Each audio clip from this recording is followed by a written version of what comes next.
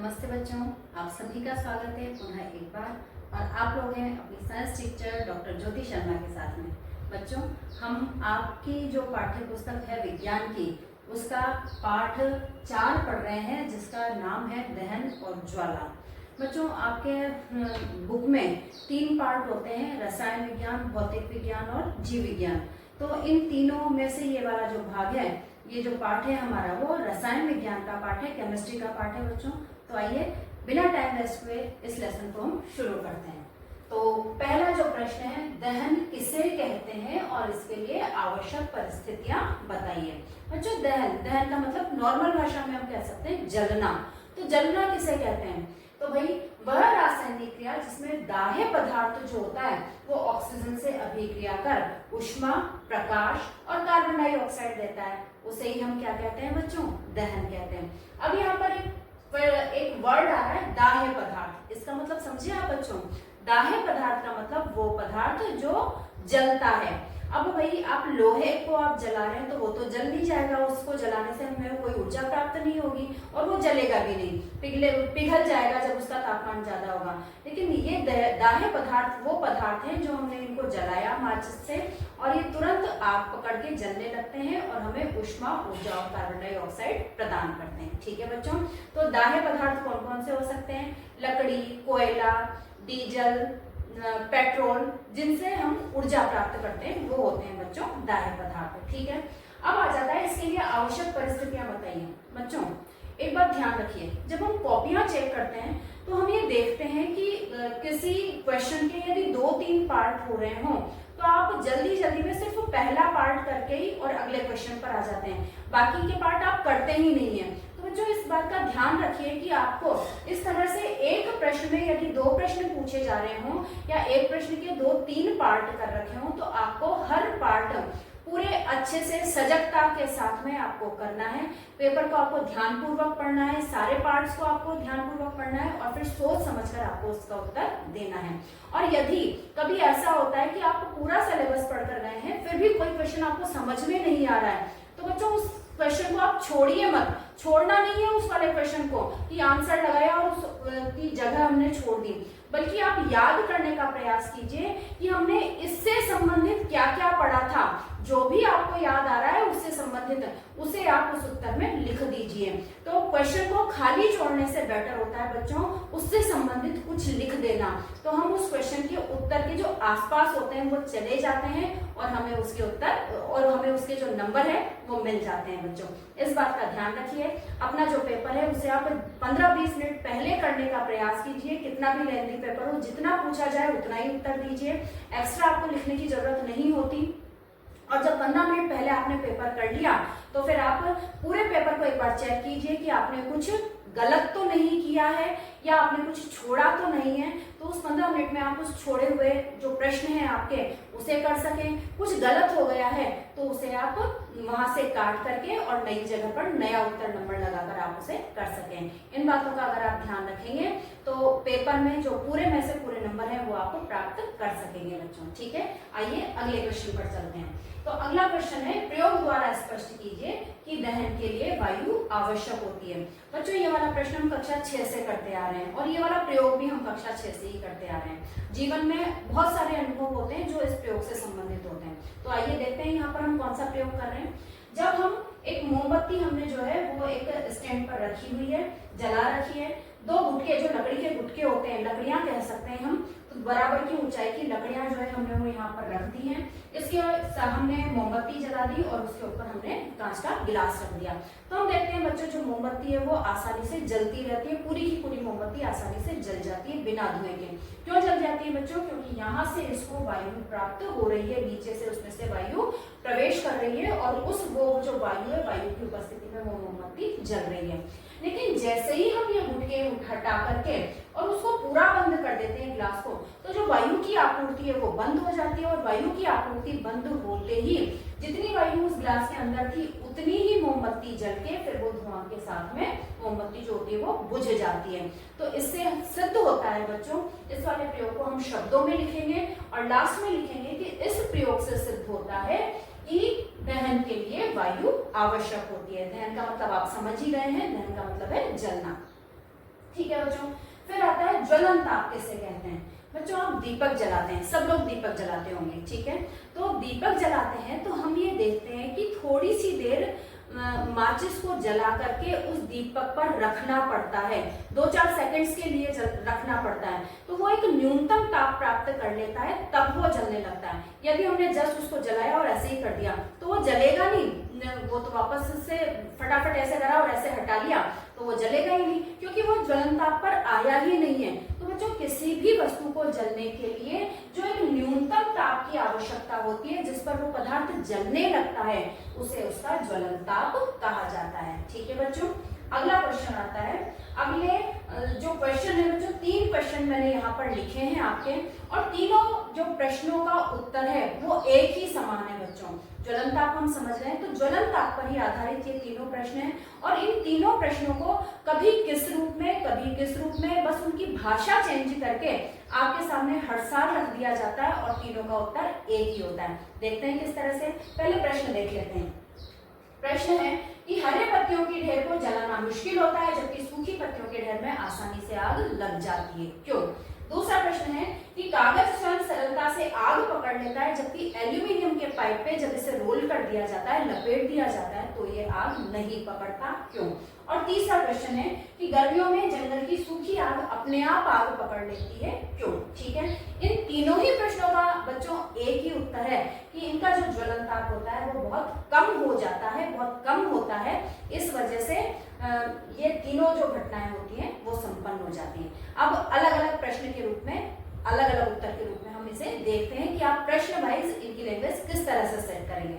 पहला प्रश्न है, हरी पत्तियों के ढेर को जलाना मुश्किल होता है। बच्चों क्या होता है कि हरी पत्तियां हैं, उनमें आर्द्रता है, उनमें पानी है, तो जब उनके अंदर पानी है तो वो आसानी से पानी आग नहीं पकड़ लेगा, आर्द्रता वाली जो चीजें हैं वो आसानी से आग नहीं पकड़ लेंगे, इस वजह से उनको जलाना मुश्किल होता है। जबकि सूखी पत्तियों में से तो पानी सूख ही चुका है, तभी तो वो सूखी है, तो सूखी पत्तियों में से बिल्कुल आर्द्रता नहीं है और उनका जो ढेर है वो आसानी से आग पकड़ लेगा, क्योंकि सूखी पत्तियों का जो ज्वलन ताप होता है वो कम होता है बच्चों, ठीक है।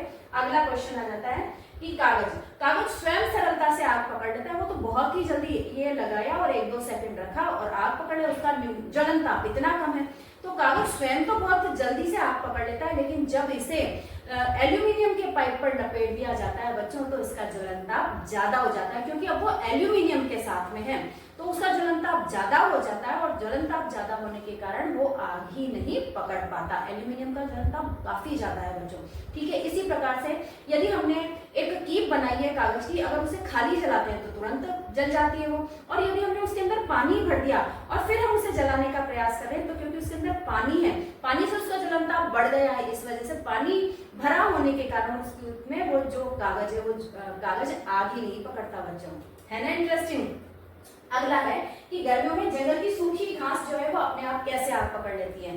बच्चों आपने टीवी में कई बार देखा होगा कि फलाने जंगल में बहुत ज्यादा आग फैल गई है गर्मियों में, और उस आग पर बहुत मुश्किल से नियंत्रण पाया जा रहा है, और उस नियंत्रण को करने में 3-4-5 दिन लग जाते हैं। तो ऐसा क्यों होता है, क्यों जंगलों में अपने आप आग लग जाती है। तो बच्चों गर्मियों में क्या होता है कि एक तो तापमान ज्यादा है, सूर्य का जो ताप होता है वो काफी ज्यादा होता है, ऊपर से जो घास होती है वो सूख गई है, उसमें आर्द्रता की, उसमें पानी की कमी हो गई है, पानी की कमी होने से जो घास का ज्वलन ताप है वो काफी कम हो जाता है। हवा चलती है, वो घासें एक दूसरे से रगड़ खाती हैं, और रगड़ खाने से उनके रगड़ से इतनी ज्वाला, इतनी ऊष्मा उत्पन्न हो जाती है कि उनका जो न्यूनतम ताप है वो काफी कम हो जाता है, ज्वलन ताप के बराबर आ जाता है, और ज्वलन ताप के बराबर आते ही वो जो घास है वो अपने आप जलने लग जाती है बच्चों, और उसके अंदर वो कभी कभी इतना विकराल रूप धारण कर लेती है कि उसके अंदर वन के वन जल जाते हैं, वनों में रहने वाले जो जीव जंतु हैं वो जल जाते हैं, और उन पर नियंत्रण पाना जो होता है वो बहुत मुश्किल हो जाता है बच्चों, ठीक है।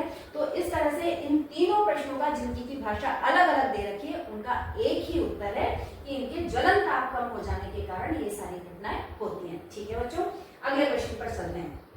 ज्वलनशील पदार्थ कौन से होते हैं। तो भाई जिन पदार्थों का ज्वलन ताप बहुत कम होता है वो ज्वाला के साथ तुरंत आग पकड़ लेते हैं, ऐसे ही जो पदार्थ होते हैं वो ज्वलनशील पदार्थ होते हैं, और ऐसे पदार्थों का उपयोग हम ईंधन के रूप में करते हैं ऊर्जा प्राप्त करने के लिए, क्योंकि वो तुरंत जल रहे हैं ना, इस वजह से। तो कौन कौन से हो सकते हैं ज्वलनशील पदार्थ, वो हो सकते हैं कोयला, petrol, LPG, diesel, liquid petroleum gas यानी द्रवित पेट्रोलियम गैस, ठीक है, जिसका उपयोग हम अपने रसोई में खाना बनाने के लिए करते हैं। तो ये सारे जो पदार्थ है वो ज्वलनशील पदार्थों में आते हैं बच्चों। कभी कभी आपसे ज्वलनशील पदार्थों के उदाहरण भी पूछ ले जाते हैं, तो आप ये सारी चीजें उसमें लिख सकते हैं। अगला क्वेश्चन है कि क्या जंग लगने के प्रक्रम को दहन कहा जा सकता है? नहीं बच्चों, जंग लगना जो प्रक्रम है वो एक रासायनिक प्रक्रिया है। इसके अंदर लोहा जो होता है वो ऑक्सीजन से और पानी से क्रिया करके लोह ऑक्साइड बना लेता है, और इस प्रक्रिया में हमें ऊष्मा और ऊर्जा प्राप्त नहीं होती है, और ये धीरे धीरे चलने वाला प्रक्रम है। जबकि दहन में तो कोई भी पदार्थ जो होता है वो ऑक्सीजन से तुरंत क्रिया करके और हमें ऊष्मा और ऊर्जा प्रदान करता है, प्रकाश प्रदान करता है। तो इस वजह से जंग लगने को हम दहन नहीं कह सकते। ठीक है बच्चों, क्लियर है यहाँ तक? अगले प्रश्न पर चलते हैं बच्चों कि भाई विद्युत उपकरणों से संबंध आग पर नियंत्रण पाने हेतु जल का उपयोग नहीं किया जाता। विद्युत उपकरणों से जो आग लग जाती है कभी कभी शॉर्ट सर्किट के कारण, तो उनके लिए उस आग को बुझाने के लिए बच्चों जल का उपयोग नहीं किया जाता। तो वो क्यों नहीं किया जाता? तो बच्चों आपको पता है कि जल जो होता है वो विद्युत का चालन करता है। तो जब हम जल को फैला रहे हैं, वो जो फायरमैन होता है वो जल को डाल रहा है आग पर, तो उसे आग लग सकती है उस विद्युत के कारण। इस वजह से जब विद्युत उपकरणों से आग पर नियंत्रण पाने हेतु जल का उपयोग नहीं किया जाता। बच्चों इसीलिए तो कहते हैं आपके मम्मा पापा कि जब भी आप लाइट का काम कर रहे हो तो आपको पैरों में चप्पल पहन लेनी चाहिए अगर नीचे पानी हो तो। और वैसे भी आपको जो लाइट का काम है वो विद्युत का जो काम है वो चप्पल पहनकर ही करना चाहिए। क्यों? क्योंकि जो चप्पल होती है वो विद्युत रोधी होती है, और बाई चांस अगर करंट लग गया तो हमारा शरीर भी विद्युत का चालन करता है, पृथ्वी भी विद्युत का चालन करती है। तो हमारे शरीर से जो पानी होता है, नीचे पानी है, वो चप्पल के माध्यम से पृथ्वी में नहीं जा पाता, वो जो चालन है विद्युत है, और हम जो है वो करंट लगने से बच जाते हैं। ठीक है बच्चों, अगला जो क्वेश्चन आता है कि समझाइए कि CO2 का मतलब समझ गए ना बच्चों, कार्बन डाइऑक्साइड। तो समझाइए कि CO2 किस प्रकार आग को नियंत्रित करती है। किसी भी तरह की आग लगी हुई हो तो CO2 किस प्रकार उसे नियंत्रित करेगी? तो बच्चों ऑक्सीजन से भारी होने के कारण आपको पता होना चाहिए कि कार्बन डाइऑक्साइड जो गैस होती है वो ऑक्सीजन से भारी होती है। तो ऑक्सीजन से भारी होने के कारण ये चारों तरफ, आग के चारों तरफ, क्योंकि गैस है तो फैलना उसका स्वभाव है, तो ऑक्सीजन जो वस्तु जल रही है उसके ये चारों तरफ फैल जाती है, और उसको ईंधन की और ऑक्सीजन का जो संपर्क है वो टूट जाता है। वो जो ईंधन है, जो वस्तु जल रही है, वो ऑक्सीजन उसको लगातार मिल रही थी, इसी वजह से तो वो जल रही थी।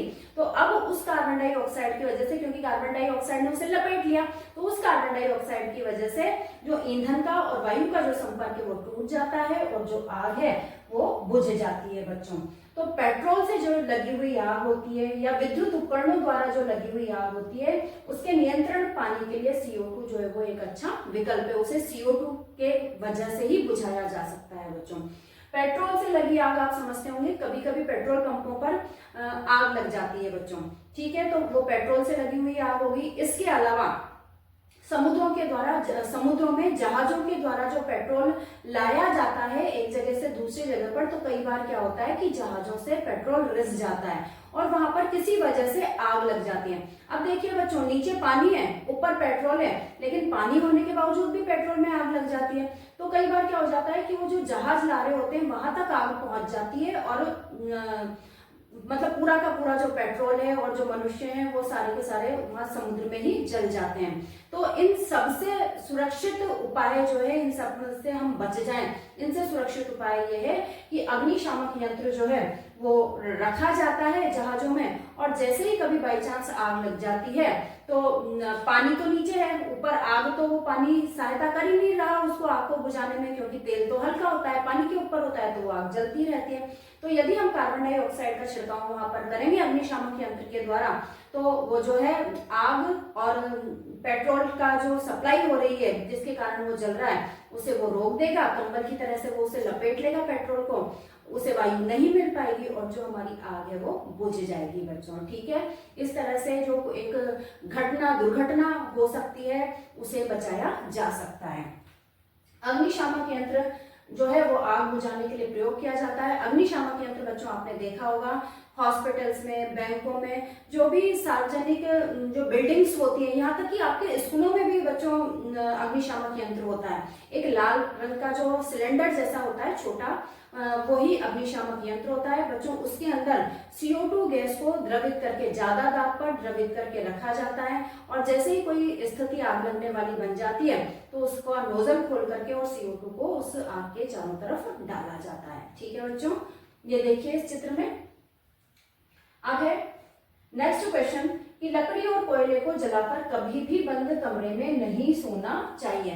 बच्चों सर्दियों में कई बार क्या करते हैं, जब ज्यादा सर्दी हो तो हम उष्मा प्राप्त करने के लिए, गर्मी प्राप्त करने के लिए तगारी में कोयले जला लेते हैं या लकड़ियां जला लेते हैं, सूखी हुई लकड़ियां। तो कभी भी हमें अगर सोने लग रहे हैं हम, तो हमें उस तगारी को बाहर रख देना चाहिए या उसके कोयलों को बुझा देना चाहिए। कैसे बुझ जाएंगे बच्चों वो कोयले या लकड़ी? यदि हम उस तगारी को, कोयले और लकड़ी को उल्टा करके तगारी को ही उसके ऊपर रख देंगे तो ऑक्सीजन सप्लाई बंद हो जाएगी और वो बुझ जाएंगे।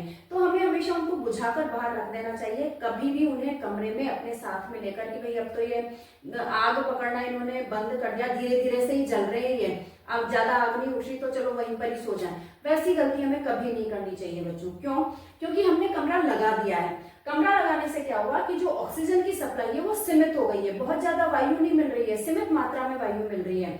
तो जब सीमित मात्रा में वायु में ईंधन जलते हैं तो कार्बन डाइऑक्साइड नहीं बनती बच्चों, क्या बनती है? Carbon monoxide. और ये जो कार्बन मोनोऑक्साइड होती है वो बहुत ज्यादा विषैली गैस होती है और श्वास के द्वारा ये हमारे अंदर जाकर और विषाक्त प्रभाव उत्पन्न करती है और हमारी मृत्यु हो जाती है। इसी वजह से हमें जो है वो तगारी में कोयला या लकड़ी जो जला रहे हैं हम, उसको जलाकर नहीं सोना चाहिए। ठीक है बच्चों, अगला क्वेश्चन जो आ जाता है कि कोयले व डीजल को जलाने के 2 दुष्प्रभाव बताइए। तो कोयले और डीजल जो है बच्चों वो वैसे तो बहुत सारे दुष्प्रभाव डालते हैं, प्रदूषणकारी ईंधन है क्योंकि इनसे धुआं निकलता है और वायुमंडल में प्रदूषण होता है धुएं की वजह से। तो जो 2 मेन दुष्प्रभाव हैं वो है अम्लीय वर्षा और विश्व उष्णन, जिसे ग्लोबल वार्मिंग भी कहा जाता है। इनसे संबंधित प्रश्न भी आपसे कई बार डायरेक्ट पूछ लिए जाते हैं। तो बच्चों अम्लीय वर्षा क्या होती है कि जब वर्षा का जो pH है वो 5.5 से कम हो जाता है, अम्लता बढ़ जाती है उसमें, तो ऐसी जो वर्षा होती है उसे अम्लीय वर्षा कहते हैं।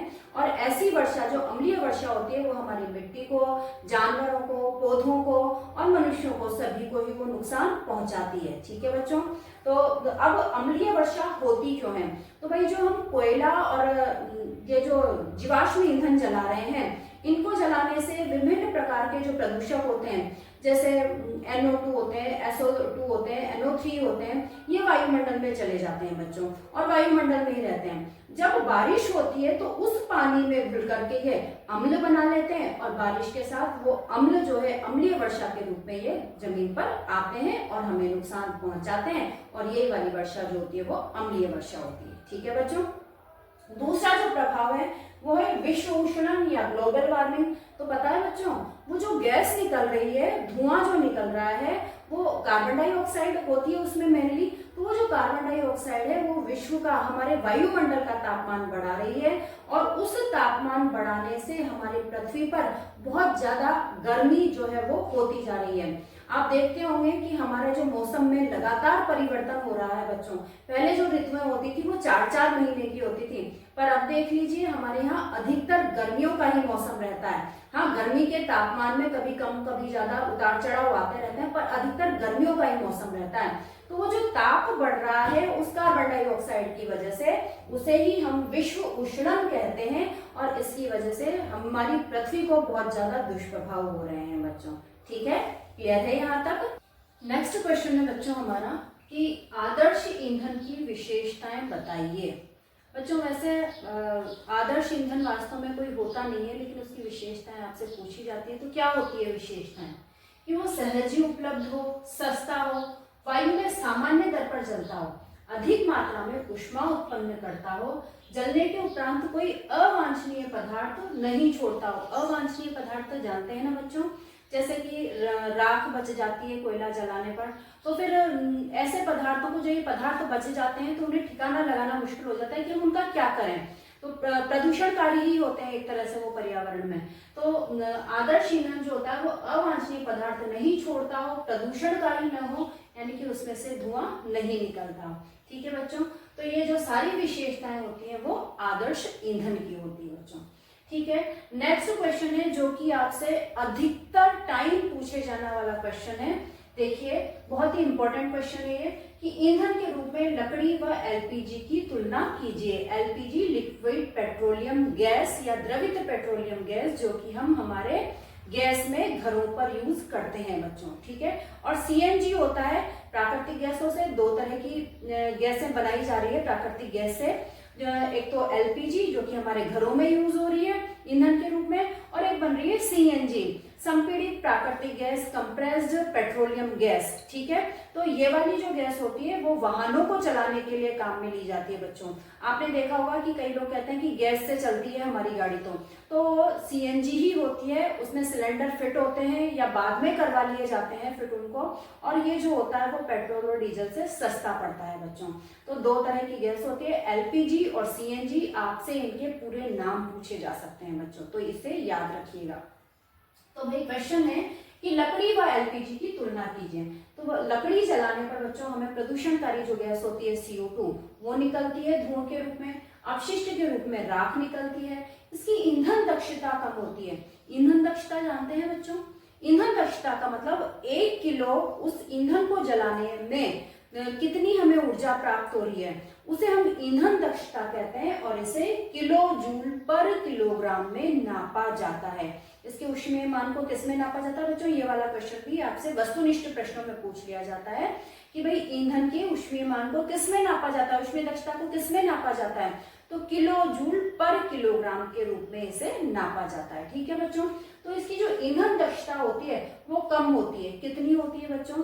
17,000 से लेकर 22,000 किलो जूल पर किलोग्राम, यानी 1 किलोग्राम जलाने से हमें 17,000 से 22,000 तक की जो किलो जूल ऊर्जा है वो प्राप्त होती है। तो ये काफी कम है। आवागमन जो और भंडारण जो होता है वो इसका मुश्किल होता है, और साथ ही इसको प्राप्त करने के लिए पेड़ों को काटा जाता है, तो हमारे पर्यावरण को नुकसान पहुंचा रहे हैं हम। ठीक है, तो ये तो हुए लकड़ी के उपयोग से प्रदूषणकारी। अब हम इसकी तुलना कर रहे हैं एलपीजी से। जब हम एलपीजी जलाते हैं तो कोई प्रदूषणकारी गैस उसमें से नहीं निकलती। देखते हैं ना आप, जब हम गैस जलाते हैं तो कोई प्रदूषणकारी गैस उसमें से नहीं निकलती है, धुआं नहीं होता है, राख नहीं बचती है, और इसकी ईंधन दक्षता काफी ज्यादा होती है बच्चों। इसमें तो 17,000 से और 22,000 तक ही थी, लेकिन यहाँ पर देखिए हमें 1 किलो से 55,000 किलो जूल जो है ऊर्जा वो प्राप्त होती है। काफी ज्यादा ऊर्जा हमें इससे प्राप्त होती है, तो इसकी ईंधन दक्षता जो है वो बहुत अच्छी होती है। साथ में इसका जो आवागमन और भंडारण है वो भी काफी सुरक्षित है और आसान है। इसे प्राप्त करने के लिए बच्चों पेड़ भी नहीं काटे जाते, तो हमारा पर्यावरण भी जो है वो सुरक्षित रहता है। तो इस तरह से अगर हम लकड़ी जलाएं या फिर हम एलपीजी जलाएं तो एलपीजी जलाना जो है वो ज्यादा सुरक्षित और फायदेमंद होता है बच्चों। इसीलिए तो आप जानते हैं कि अभी हमारे प्रधानमंत्री जी नरेंद्र मोदी ने कितने सारे एलपीजी जो कनेक्शन है वो मुफ्त में ही किए हैं, उनकी सब्सिडी बढ़ा दी गई है और गरीबों को वो काफी सस्ते में मिल रहे हैं। तो हमारी सरकार भी चाहती है कि हम ज्यादा से ज्यादा एलपीजी का प्रयोग करें, हमारे पर्यावरण को प्रदूषित न करें। ठीक है बच्चों, नेक्स्ट क्वेश्चन पर आते हैं कि समझाइए कि मोटर वाहनों में सीएनजी के उपयोग से शहरों का प्रदूषण किस प्रकार कम हो रहा है।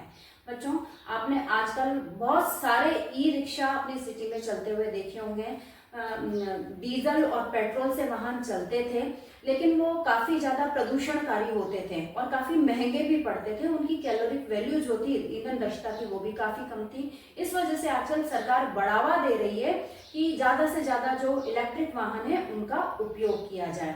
तो इलेक्ट्रिक वाहनों के साथ साथ सीएनजी का उपयोग, इलेक्ट्रिक वाहनों का उपयोग तो अब होने लगा है, लेकिन सीएनजी का उपयोग जो है वो काफी समय से हो रहा है बच्चों।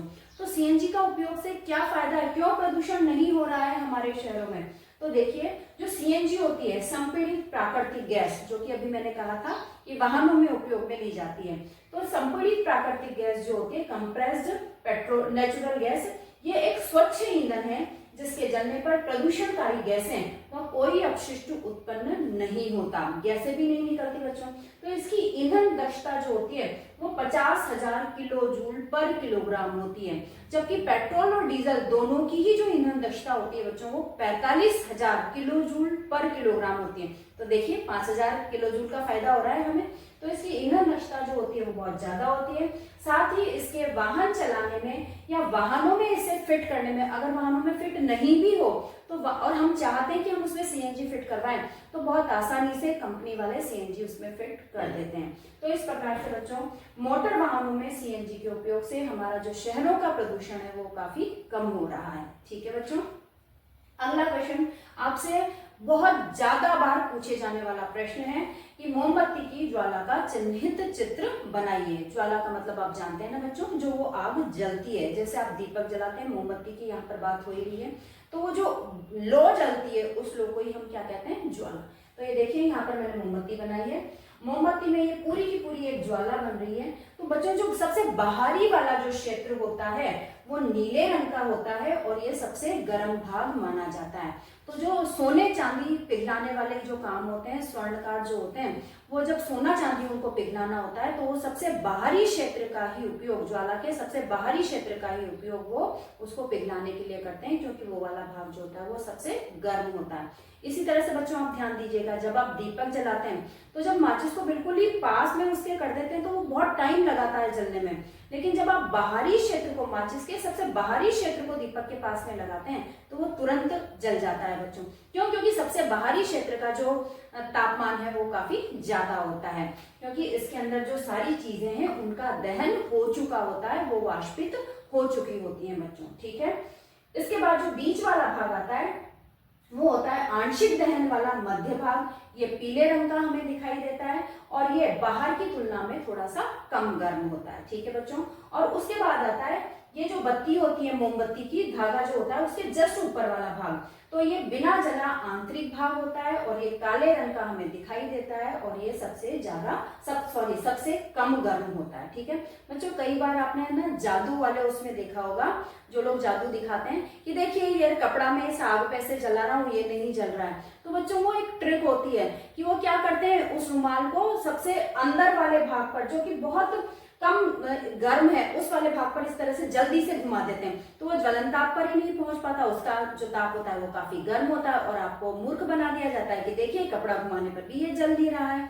तो ये वाला जो सबसे अंदर वाला जो भाग होता है, यानी कि अभी ये जलने ही लगा है, इसके जो पदार्थ हैं वो ज्वलनशील ही है, अभी पूर्ण रूप से वो जले नहीं है, तो इसलिए ये वाला जो भाग होता है वो सबसे कम गर्म होता है और ये काले रंग का हमें दिखाई देता है। ठीक है बच्चों, तो इस तरह से ये महत्वपूर्ण प्रश्न थे जो इस पाठ में से आपसे अधिकतर पूछ लिए जाते हैं। आप इनका अध्ययन अच्छे से अच्छे कीजिए, बिना तनाव लिए मस्त होकर आप पढ़िए, बीच बीच में पानी पीते रहिए, लगातार मत पढ़िए बच्चों, घंटे 2 घंटे लगातार पढ़ने से हमारी कंसंट्रेशन जो होती है वो बिगड़ने लगती है, हमें शरीर में प्रॉब्लम भी होने लगती है। तो बीच बीच में हर 45 मिनट में आप उठ जाइए, पानी पीते रहिए, जो वाटर इनटेक है आपकी बॉडी में वो बहुत अच्छे होना चाहिए, इससे आपको आलस नहीं आएंगे, नींद नहीं आएंगे और बीच बीच में 10 मिनट का आप गैप लेते रहेंगे तो आपका माइंड भी जो है वो फ्रेश होता रहेगा। ठीक है बच्चों, आपके एग्जाम्स के लिए बेस्ट ऑफ लक और बहुत अच्छे ढंग से आप पढ़ाई कीजिए। मेरी शुभकामनाएं आपके साथ में। ये वाला पाठ हम यहीं समाप्त करते हैं।